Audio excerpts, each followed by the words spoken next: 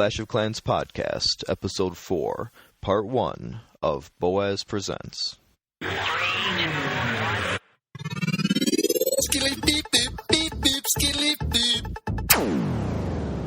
And I'm back with the Clash of Clans for the fans in the stands. This is Boaz, and I'm here today with another interview episode. This one is with Jake from OneHive.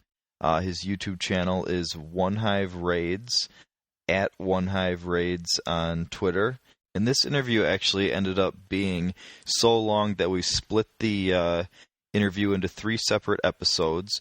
And before I get into the interview with Jake, there's just one thing that I wanted to remind everyone about is to go on our website and fill out the survey. You can find it on the tab at the top that says survey. It takes literally about 10 to 20 seconds, but it's a huge help for us here at the podcast.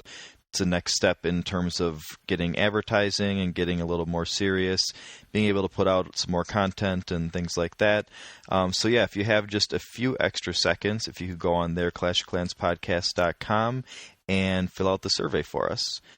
So here's the part that you've been waiting for, the interview with Jake from OneHive.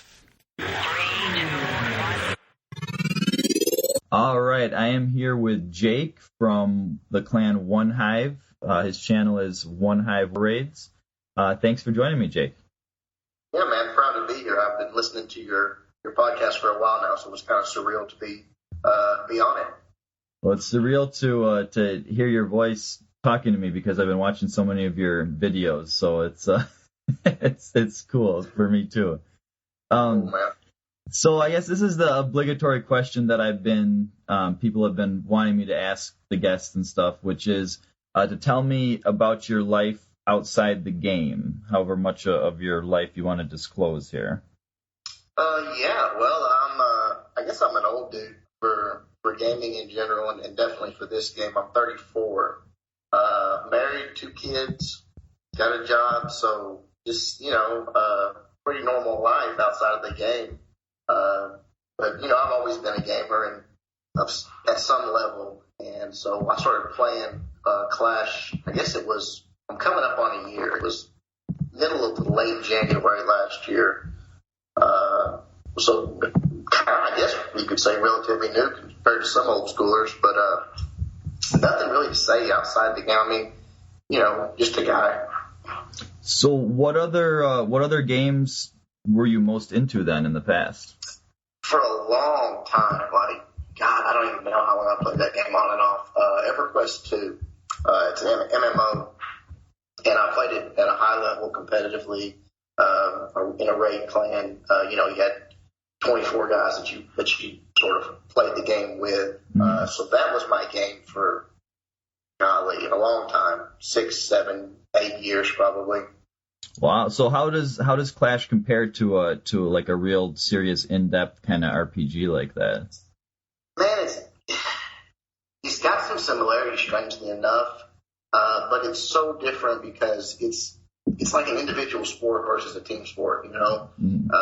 It's golf versus basketball. It's you are out there by yourself. Yeah, they can contribute troops to you or whatever, but there's no playing together. It's not as opposed to an MMO where you're in a group and you're directly affecting each other. That's not like that in this game. But honestly, it's kind of the similarity is it's all about your team. I mean, it's fine if you're an all-star and you go out there and you can wreck bases and all that. That's great, but you're not going to win the war by yourself. And so that part of it is the similarities to me, that you got to have that great team, but then again, you're playing by yourself.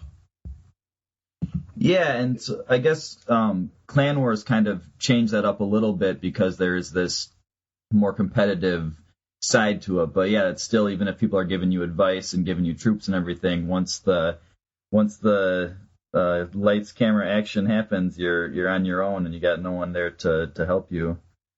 Yeah, it's all you. And I guess you mentioning that Clan Wars changed everything. For me, it's kind of like before I had a kid. I don't even remember what I did really before Clan Wars. It's like what did I do? I don't even know, because that's all that matters to me now. Yeah.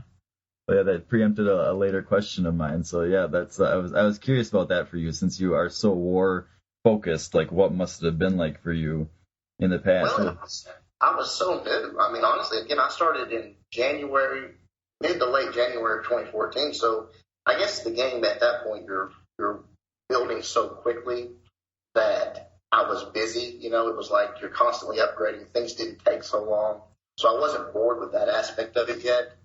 And you know, I was Town Hall 7 when Clan Wars came out, so everything was still I was still growing so quickly that I never got bored with it. But really, again, I don't even know what my goal was before Clan Wars or what I was really after. I picked up the game after I quit EverQuest, and it was just something I was doing. It was just something for fun. Mm. Yeah, that I was mentioning that in the last podcast that I played it so much, logged so many hours, and was so into it, and yeah, now I'm like, yeah, why? What was the point of all that work and all that grinding? Yeah, I guess it's like any building game or an RPG. I mean, you're building your base up, and it's like, hey, cool, look at my base. But I know that would have gotten old quickly. Yeah, I guess I have played a lot of single-player RPGs in the past, and so that's the same kind of thing. You're not really preparing for anything, you know, any competition or anything like that. Yeah, you're preparing to show off, basically. That's what you're just grinding for the sake of grinding. Exactly. Well, how did you get into the game then? How did you get introduced to it? Golly, you know, I guess either an advertisement or a commercial, because it's not like I have any real life friends that play the game. You know, being an old fart, I don't. It's like I was at high school or college and someone said, hey, you know, or someone was playing it. I just, you know, one of them things that you're messing around on your iPad and maybe, I don't know, maybe watching a video or something and a little, you know, Clash of Clans advertisement pops up or you see it on TV. I don't remember, to be honest. It's just something I downloaded and had no intentions of it being my game, you know, one that took me for another several years. And yeah. Just, I don't know, it was weird. Yeah, when I first started, I knew I would really, really like it because it reminded me. Have you ever played like the original Warcraft games? Like not World of Warcraft, but like Red Alert or Warcraft 2, stuff like that? No, I guess I have. So it's a lot like that, although those were single player. So I knew right away that I was really going to like it. But yeah, that it just became a completely different enterprise once Clan Wars came around. Yeah, I played a few on iPad, a few games that were not like Clash, but I can't remember the names of them now. Like a little army-based building game or something you just do when you're bored, or you know, you're sitting up at night while the wife's asleep or something. And so when I downloaded, I sort of expected that style. I sort of knew what the style was, you know, a base building game, but I never thought about how in depth it would be and the strategy part of it. Because again, like we said before Clan Wars, it wasn't that way. I mean, it was like, you know, if you screwed up, oh well, you lost a few resources and you move on. Well, there was no competitive aspect, and I've never been into pushing. It's just not something that ever really interested me. And we actually had one clan war, or excuse me, one clan push. And I mean, I wanted to kill myself. I was mean, like I was upset at work. My wife, like, what's wrong with you? I'm trying to get them out of here. Yeah, I would always warn my wife when I would be preparing to do a trophy push, like, you know, for the next week, I'm gonna be in a bad mood. I'm gonna be like interrupting you in the middle of conversations to check because my troops are gonna be ready and stuff like that. And so yeah, that's always a strain on the marriage when you're doing a trophy push. Well, and I was Town Hall 8 when we did ours, so it was kind of, you know, I mean, I don't ever have the patience for, you know, Town Hall sniping. So it was like I was actually trying to fight bases, and once you get to a certain point, it's just like you're just beating your head against the wall. Yeah, definitely. Yeah, down there it's a totally different thing than if you're pushing at Town Hall 9 or 10 or stuff like that. But yeah, some people that really liked pushing, they kind of had this, you know, competitive part of the game even from the beginning. You know, before Clan Wars came out, they had, you know, trying to get to the top leaderboards and stuff like that, and but yeah, it just never really did it for me. So yeah, it's crazy because when I listen to y'all's podcast, I guess I'm like you in the fact that I don't it's not what does it for me. But when I hear like even Scotty talk, it's so weird because he'll be talking about something from the angle of pushing or that aspect, and I can tell when you're talking that you're talking about it from the war aspect, and then all of a sudden y'all come to the realization, oh, you mean pushing, and you're like, oh, I'm talking about war. And I'm with you. Yeah. I'm listening. Like, oh, I know what he's saying. But Scotty, I don't. There's nothing against it. I mean, I guess that's whatever people enjoy. But it's like my mind just doesn't ever go that direction. Yeah, and Scotty's usually more into war. He's just been the past couple months here. He's been trying to get to champion, so his mind has been in the pushing and the whole pushing thing. So it's interesting. But yeah, he gets pretty bummed out about it. So I'm hoping he'll get to champion one of these days here because it's rough. Yeah. Well, so I guess the next question about so where are you in the game? What's your base like and everything right now? Oh, I'm at Town Hall 9, max defense, working on my Legos. I'm a little over halfway through my Legos. Queen is level 16, 17. Actually, for shape's sake, I can't remember. One of those two. King's 15. So I'm not in any hurry. In my opinion, right now, in war attacks, Town Hall 9 is the most interesting, the most fun. So I'm going to milk it. I mean, I'm not going to I don't know that I'll stay there forever or anything, but I'm going to get my heroes max for sure. And my plan is to get Legos, lava walls as well. But all my defenses and traps and all that good stuff are maxed.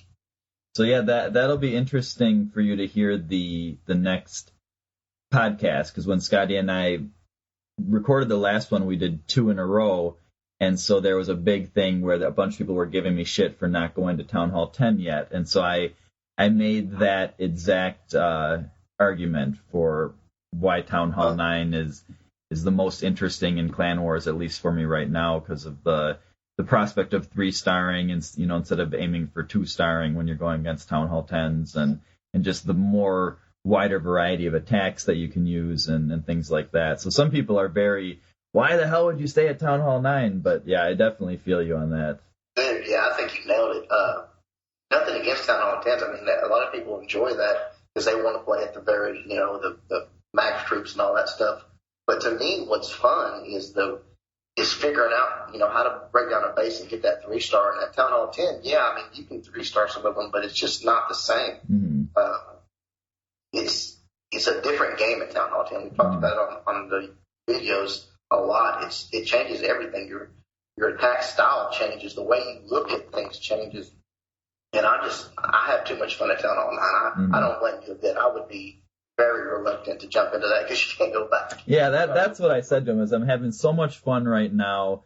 If it's not broke, why fix it? Because I'll always be able to go up to 10, but I can never go back to 9. So maybe when my mini is Town Hall 9, then maybe I'll be a little more comfortable going to Town Hall 10. But yeah, I was about to say, if you had maybe an off account that you could relive those glory days, because I mean, and maybe who knows what happened in the game, but right now, to me, I feel sorry for Town Hall 10s because the fun of the game is getting that 3-star and being sort of held back to know that your goal and all that's expected is the 2-star.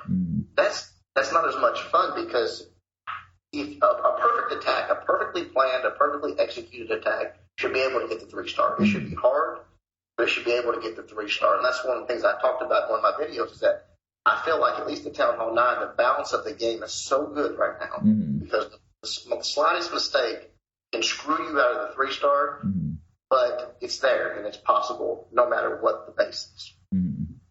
Yeah, and I think there's some people like in the the really amazing clans, Ice Baby, In the Dark, and stuff like that, who do 3-star Town Hall 10s, and Kevin in my clan is getting close to that. He just got an 88% on an almost max Town Hall. I mean, not walls, but defenses and stuff. And so I think that's coming. There's some people that can do that, but that's very much beyond like where I am, and it requires such a high level of heroes to have any shot at 3-starring a Town Hall 10. I've yet to see a high level Town Hall 10 3-star without max heroes. Now, maybe it's out there. I just haven't seen it. Yeah, that's a huge component of it. Yeah, they got nerfed, but they're still insanely powerful. They really are. Yeah. Well, so what? So you're in OneHive right now. Going back through your time in the game, what clans have you been in? Not many. I played the game. God, I remember, it's weird that I remember this. Like my first week in the game, I played, and I thought the shield was crucial. Like my shield that you get, I remember it's like 2 or 3 days you get this part of the game. Like I would not attack on multiplayer basis. I thought, no, someone's gonna come in and destroy my face. I didn't even know like how, if it like was permanent or what happened. You know, that's how little I knew about the game. So I didn't join any clans. I was a loner for, I don't know, probably a few months. And then I joined, of course, you go into global, it's just a bunch of kids, joining here. So I knew I didn't want that. I didn't want to be surrounded by a bunch of kids being older. And I'm from Arkansas, so I just typed in Arkansas. Well, there was an Arkansas clan, and so I sort of started looking around at the different Arkansas clans there were. And sort of the highest one, and at that time, trophies was all that you had to go off of. So the highest one was a clan called AR, which is the abbreviation for Arkansas, #1. So I joined. And really cool guys. I mean, they really were. Was there for just a short time, and they sort of they wanted to merge with another clan, which a lot of small clans do. And it was a clan called the Wild Goose. And so I ended up at the Wild Goose, which is where I stayed until Clan Wars came out. Oh, wow. And so shortly after Clan Wars come out, it was one of those things to where nothing against the guys again, but they were just a bunch of guys that enjoyed playing the game together, farming, doing their thing, maybe some of them pushing. When Clan Wars come out, it was apparent that not only were some of them not very good at attacking, but they weren't going to take it seriously. People would miss attacks, use, giant healer, and me and a few other guys were saying, this is not, don't do that. It's not you're not going to get the 3-star that way. So almost immediately, I knew that I was looking for something high level.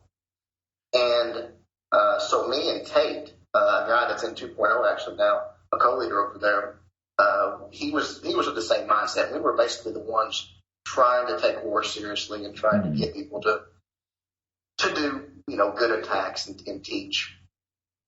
And we sort of messaged each other, in a line or whatever it was at the time. And basically we were saying, hey, let's start looking for a serious sport clan. And so he was, I'm not a forums guy. I don't get on the forums much. So he sort of took the lead on that. And he found a few. There was basically 2 that we had narrowed it down to. One was Red Onslaught. I don't know if you've heard of them. Yeah, I have heard of them, yeah. Yeah, they were undefeated for a long time. I think they actually kind of split up, and there are 2 clans now, but Red Onslaught and OneHive. And I joined Red Onslaught just to sort of, say, hey, here's what I am, what I'm looking for. My friend, would like to join with us as well. And they asked me a few questions about at the time, it was hog wars. Yeah. Everybody hogs. So the first question, do you know how to use hogs? Yeah, I know how to use hogs. And then it was like, they asked me, do you have Facebook? And I know I'm too old for Facebook. My wife keeps me informed on that stuff. And I was like, no. And they were like, thanks for stopping by, and booted me. I was like, okay. Oh, yeah, that's where I've heard of them. We had someone join the True Sons. They said, I came from Red Onslaught, but I didn't have Facebook, so they kicked me out. And I saw someone over there was talking about the True Sons, so then I came to your clan. That's where I heard of that. Yeah, it was instant. It was like, you have Facebook. I mean, they had asked me like 6 or 8 questions already. Everything sounds good, Do you have Facebook? No. Thanks for stopping by. You have been removed from the clan. I was like, okay. I don't have Facebook. So, not that, and I guess back then I knew so little about stuff, and I didn't know either clan. I sort of went to them first because they had more wins. You know what I mean? They had more, for but sure. it was real close. Mm. At the time, OneHive was also undefeated, so tried to get in there, could not. How come? They were flooded. I mean, honestly, they were. Oh, it was before they had the OneHive 2.0 or 3.0 or stuff like that. No, 2.0 was there. Oh wow. Yeah, it was new. I think they had literally had like 8 or 9, 10 wars, maybe something like that. So it was brand new. Mm-hmm. And at the time, OneHive had. I mean, they were full. I mean, they literally had 50. You know, you had to try to catch them with 48 or 49 members to even apply. And 2.0 was not that way, so I just joined 2.0, and Tate came over with me. Oh, okay. And then from there, you know, obviously moved up to 1.0, but that's literally it. Like Arkansas #1, the Wild Goose, and OneHive was good for me. Is OneHive still sitting at up and down with 50 members? Isn't it? No. Honestly, we run anywhere from on a normal basis from 35 to 45-ish. Okay. We haven't been maxed since. But I don't know that we've ever had 50 since I've been there. Yeah, that's what I thought. So why was there so many that did they go on a kind of start having more higher expectations for members and start kicking people out, or why did it get smaller like that? Well, honestly, I think it was a combination of things. I think back then, again, we were talking about pre-nerf, a lot of people were able to hog and get the 3-star. Mm-hmm. So there was a lot more people that would make it. Yeah. As opposed to now, mm-hmm. it takes a lot more time, it takes a lot more practice, it takes a lot more skill mm-hmm. to consistently produce. Mm-hmm. And so now you just don't, it's hard to put 50 guys together that don't clash, that all get along, mm-hmm. that take the time to do what we do. We're open to recruitment 24/7. Mm-hmm. It's just, we're not going to take subpar applicants because we don't have to. You know, it's just that. I mean, yeah. So that's actually your history of clans runs very parallel to mine because when I started, I had no idea what to look for. So I looked for. I'm from Minnesota. I looked for Minnesota Vikings clans. Oh, wow. And so that's the same thing. Yeah, so pretty much the same. So I found a Minnesota Vikings clan. I was there probably till I was in level 40s, at which time so when I joined, the top guys were in the 40s, and I thought they were, oh my God, how do you get that high? That's, crazy.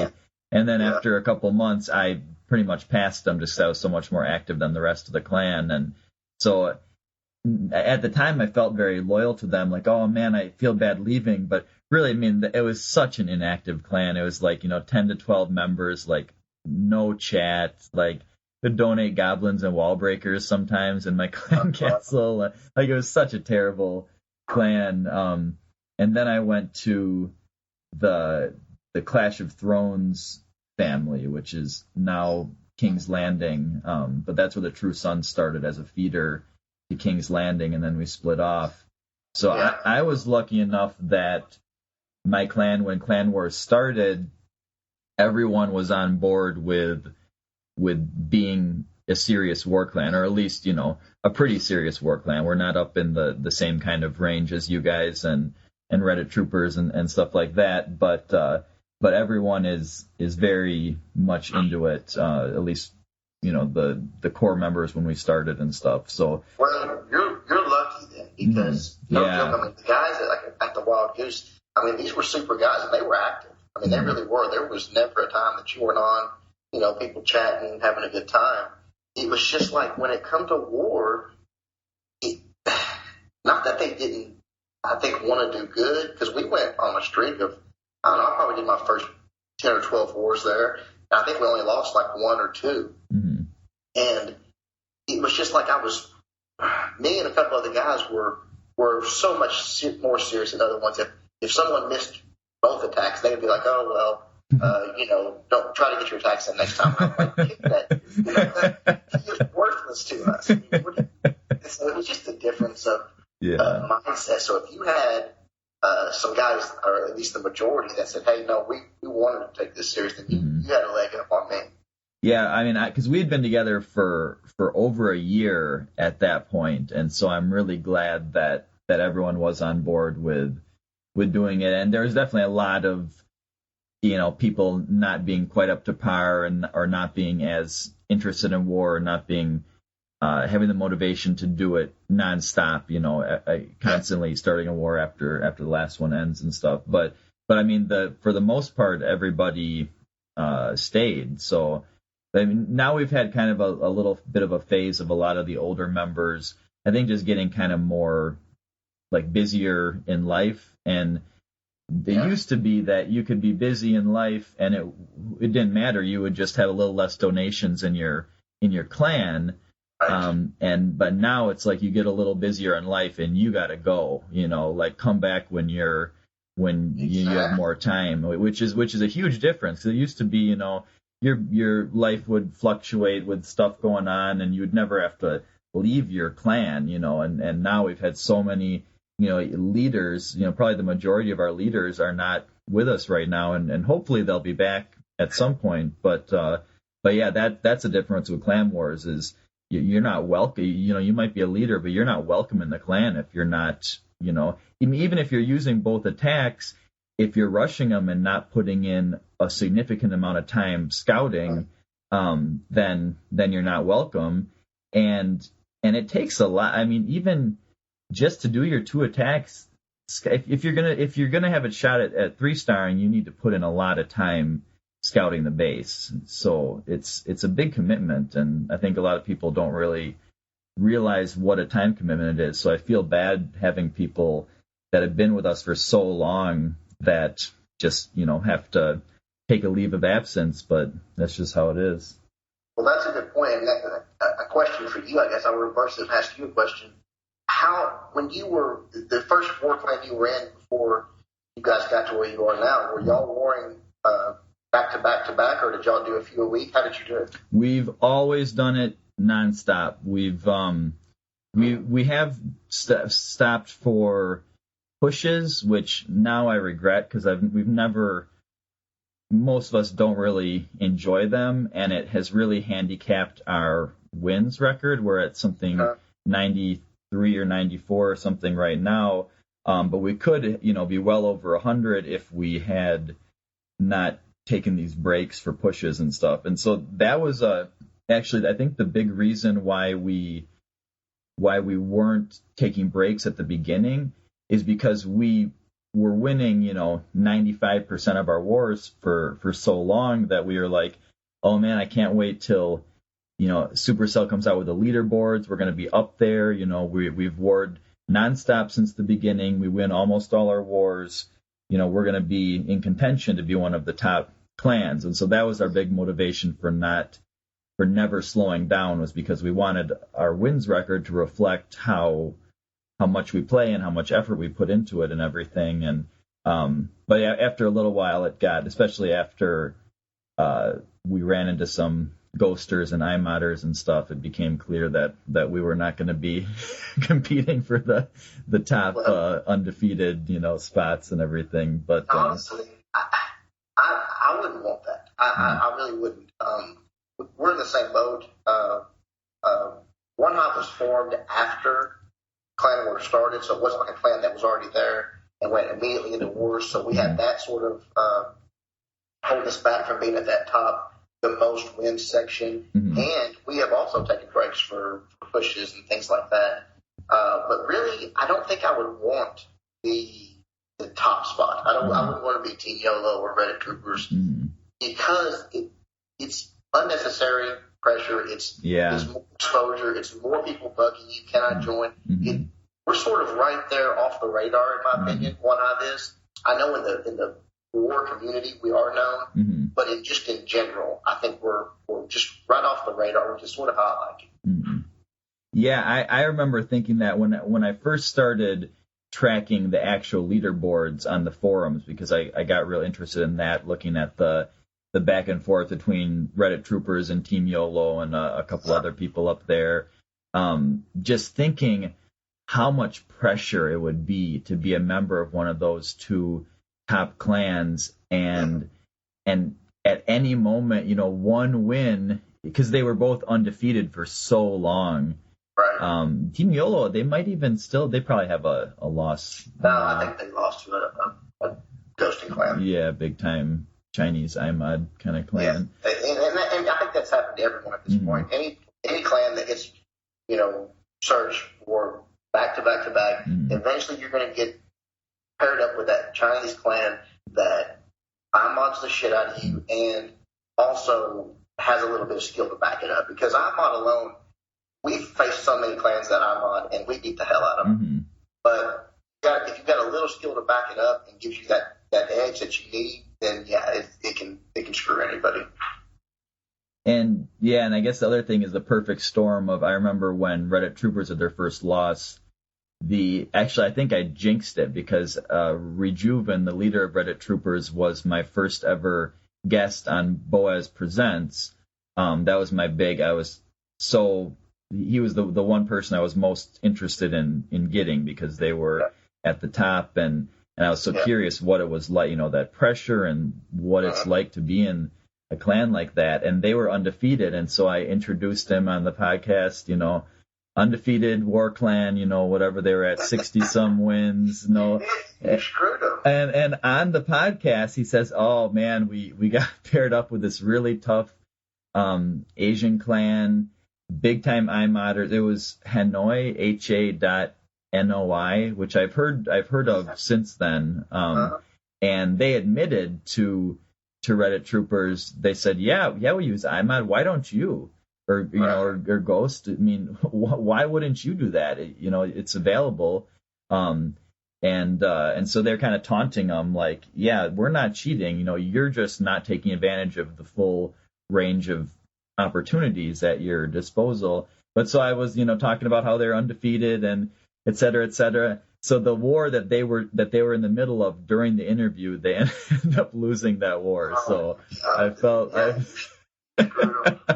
I felt pretty bad. That's your fault. It's weird that you say that, because I will go to my grave thinking that I screwed OneHive. When I came over 2.0 from the Wild Goose, 2.0, they technically had lost a war, but it was their very first war. It was like a 10 versus 10. It was like before they ever got started. Yeah.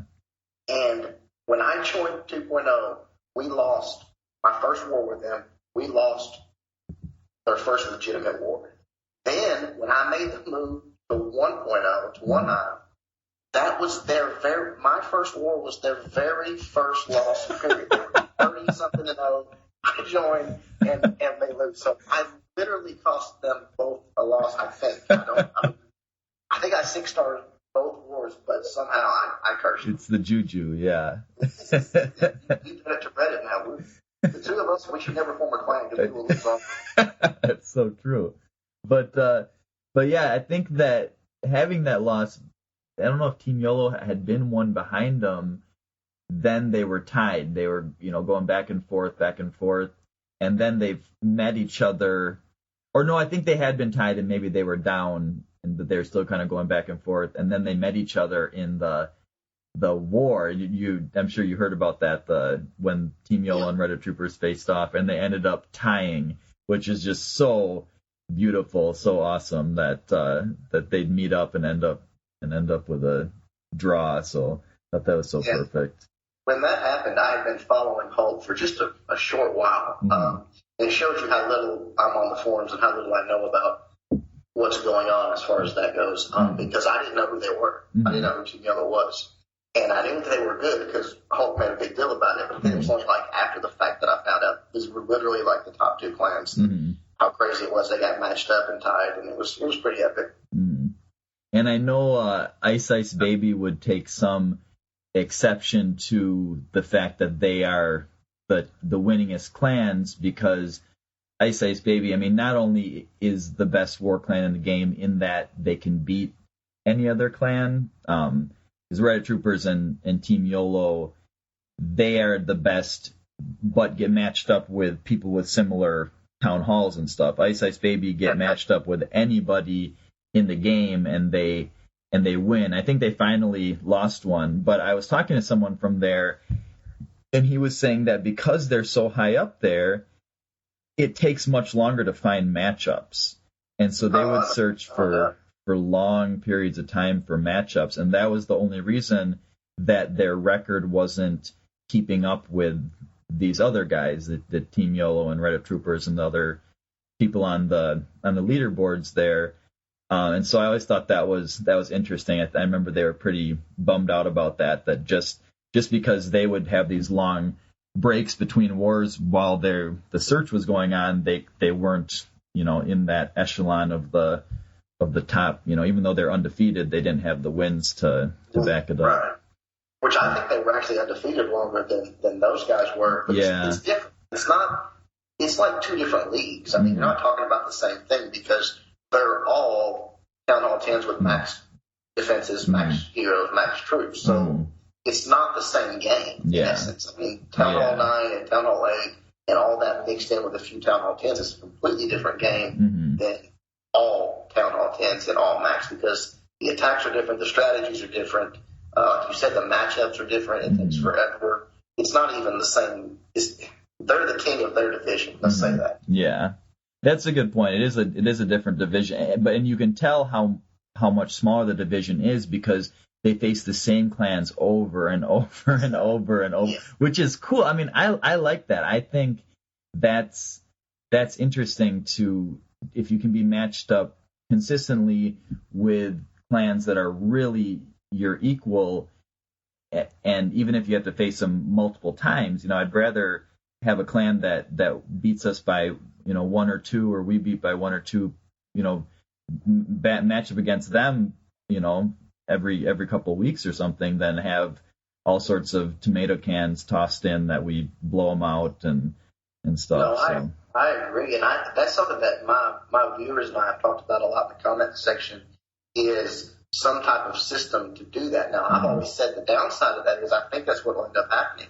If Supercell implements a system where, let's say, you can elect, you can say, I only want, let's just use their terminology, for instance, champion league matchups. Okay, we are a, quote, champion league clan, and I only want matched up with clans that claim they are champion. I think your search times are going to go through the roof. Yeah.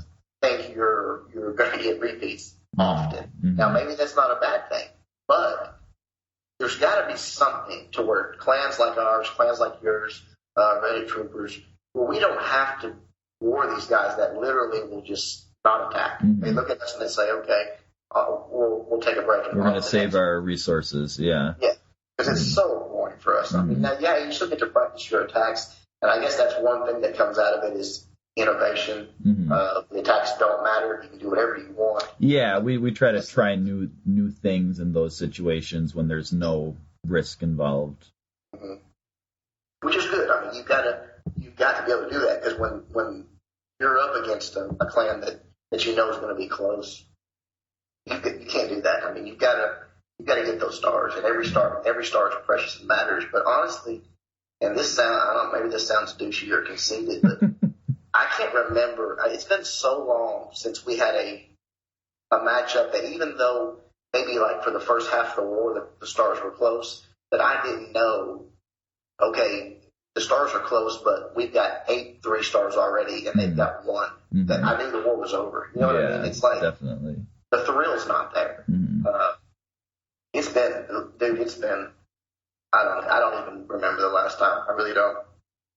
That might be a little bit of an advantage of my clan being a step down in terms of our, kind of war skill and stuff, is we probably get so many more interesting.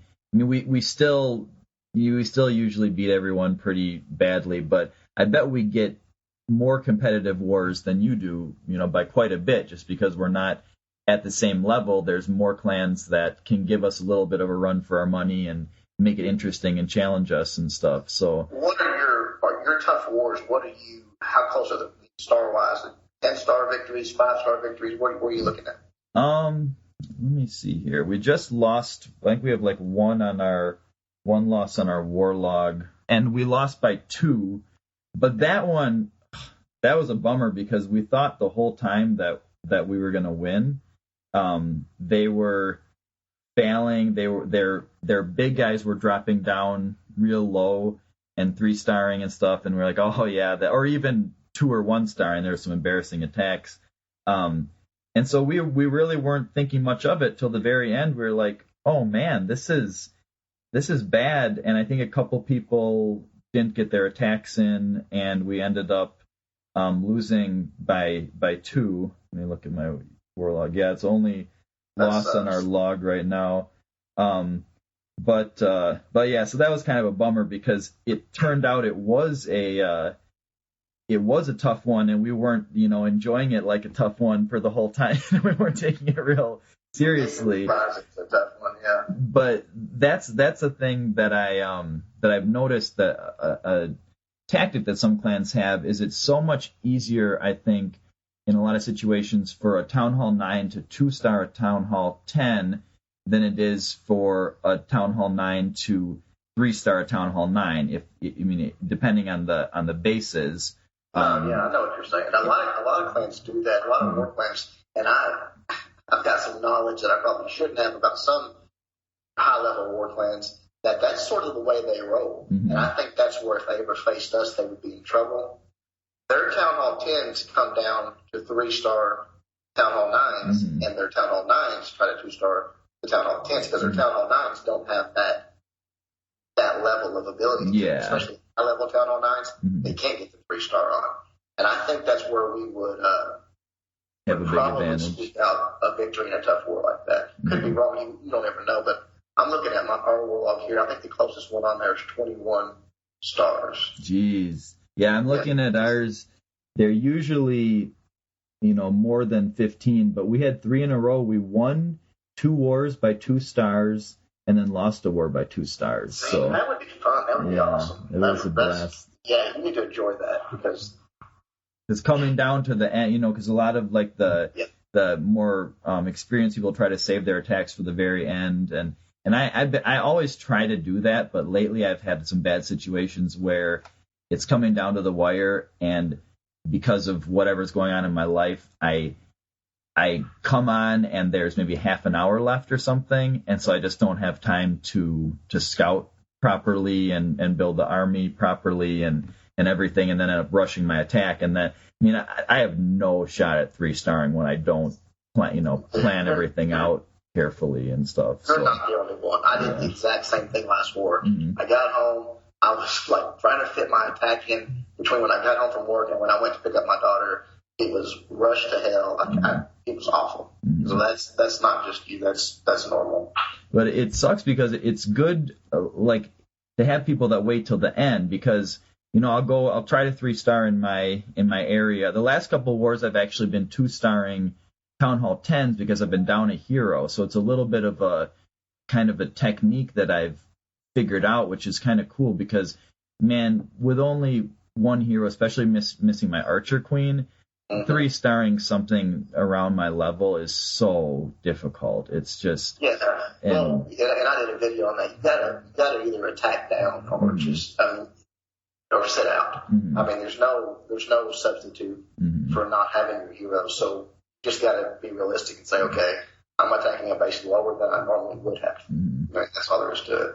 But so that's how I normally do it. But this time I tried going higher than I normally would because with a Town Hall 10, you only need 2 stars. And so if I blitz for the Town Hall and then pick around the edges, then I can get 2 stars. And so I got the most heroic attack in the last 2 wars because I decided to go for a Town Hall 10 because I only have my king.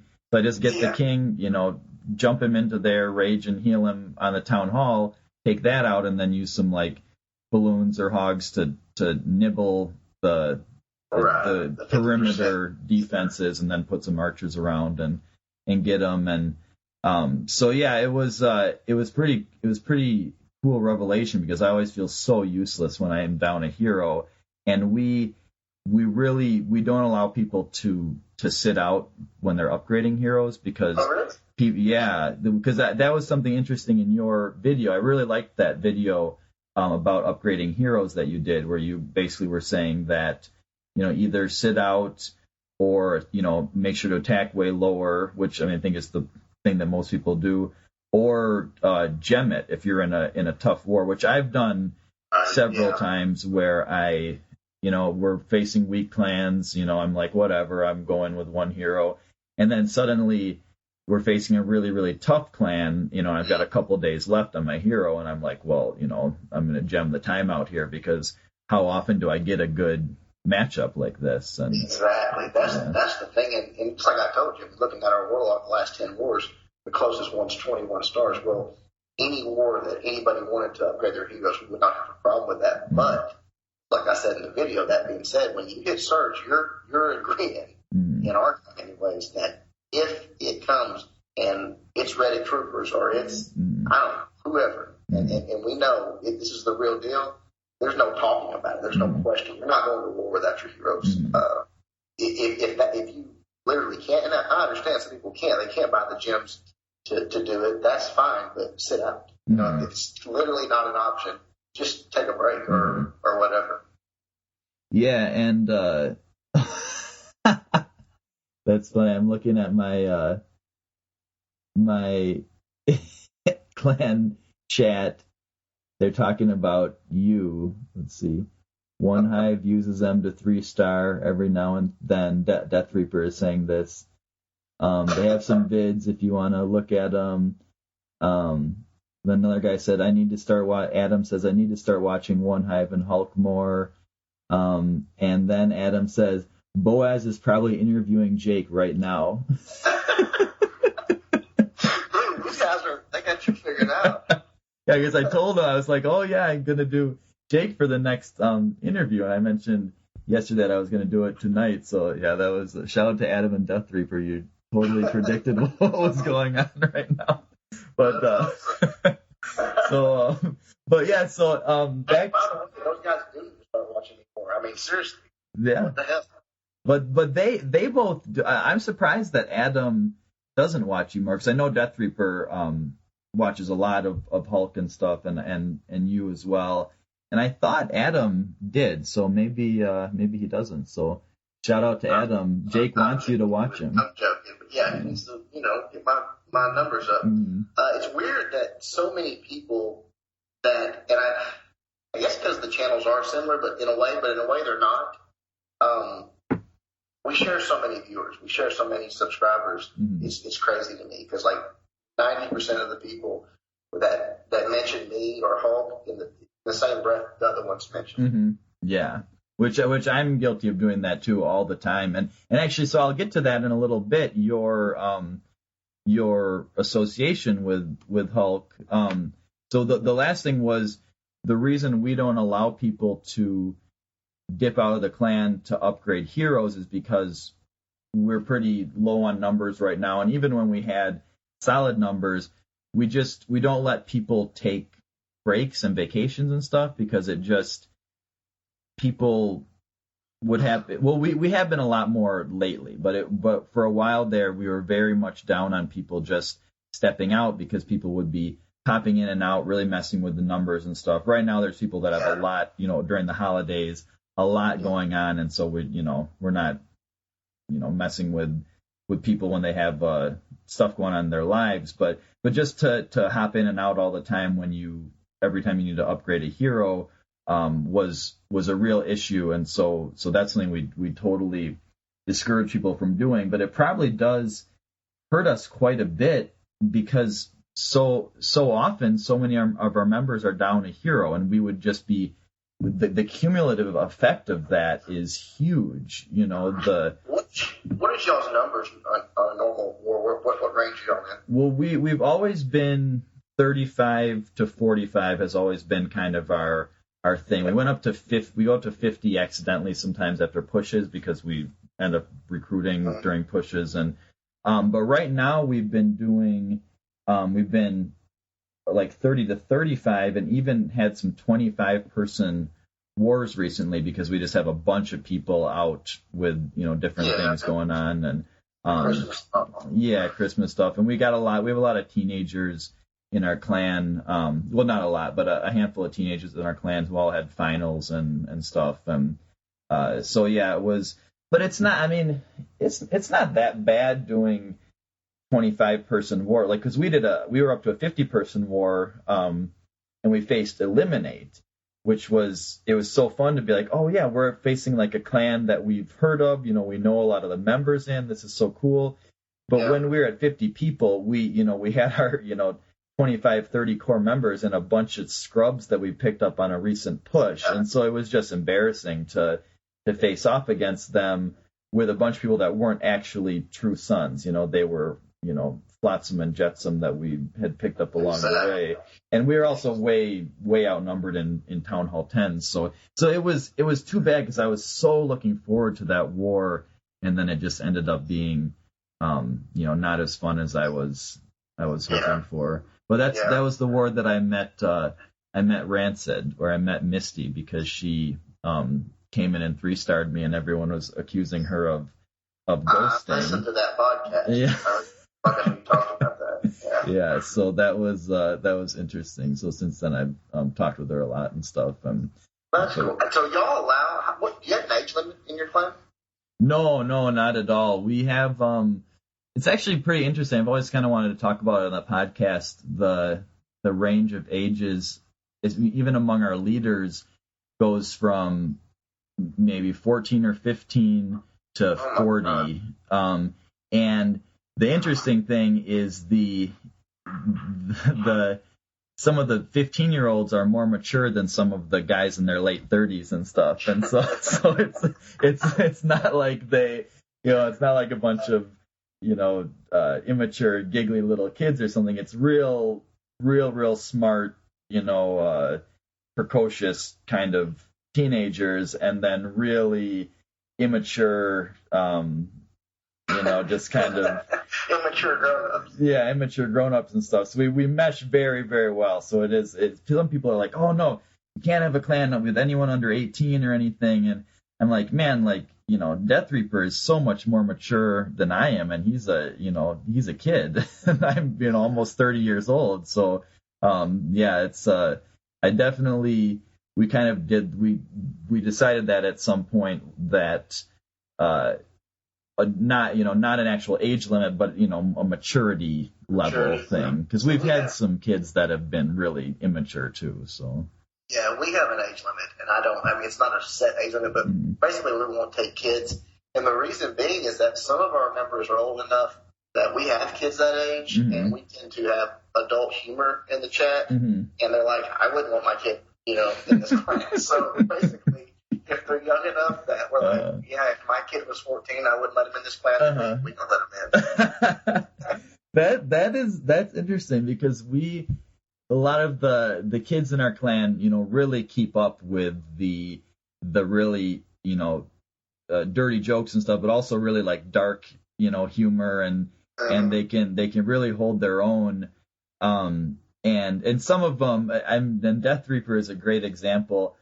We talk so much shit to each other, especially when we first started. All of our leaders, people that became our leaders were all the elders in the clan, the Iron Sons, and we would just spend the entire time ripping on each other and and making jokes about each other's moms and stuff like that. And so Death Reaper and Flying Ninja, who are both teenagers, at first their smack talk was so bad. We would just make so much fun of them, because we would say something about hitting up their mom last night or something, and their comeback would be so pathetic and stuff. And then after a couple months with us, man, they had some razor sharp shit talking, and so we're like, man, they probably got so much cooler at school, when they're talking shit to people. Like, we have definitely that's like Fight Club.